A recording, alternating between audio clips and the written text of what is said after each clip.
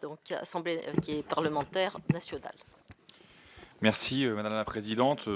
À mon tour, je me félicite de cette volonté de réviser une directive qui est effectivement problématique puisqu'elle met en concurrence économique et puis elle nuit tout simplement à une compétition économique équitable puisque la concurrence se joue sur les salaires. Alors, je ne vais pas revenir sur la question de la rémunération, ça a largement été abordé, mais pour rebondir sur ce qu'a dit mon collègue tout à l'heure, effectivement, lorsqu'on aura réglé la question, entre guillemets, des rémunérations, le problème va se déporter sur la mise en concurrence des systèmes de protection sociale. Donc ça, c'est quand même quelque chose d'important.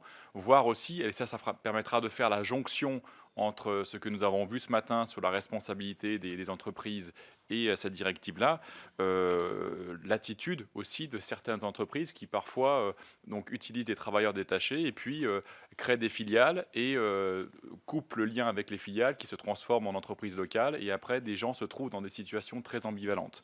Je le dis parce que concrètement, moi c'est un cas que j'ai eu, c'est plusieurs cas que j'ai eu justement à essayer de résoudre, puisqu'en tant que député des Français de l'étranger, je mesure aussi concrètement l'impact d'une telle directive sur notamment des gens qui participent à la migration économique et qui se retrouvent après dans une situation contradictoire, ne sachant pas où s'orienter. Donc c'est une très bonne chose. Moi je pense il faudra avancer sur la question de cette équité. J'en profite d'ailleurs pour dire que à l'automne dernier, l'agenda de Stockholm justement prévoyait de mettre une priorité sur cette question de mobilité équitable. Et je pense qu'avec la révision de cette directive, nous sera donné aussi de poursuivre cet effort.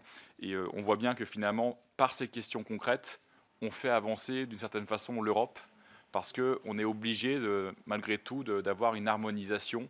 Et cette harmonisation, il faut elle se conquiert finalement étape par étape. Et on est vraiment dans l'esprit d'ailleurs des institutions européennes pour pouvoir sortir vers le haut des crises que nous traversons. Je vous remercie. Merci à vous tous. Alors je vais passer la parole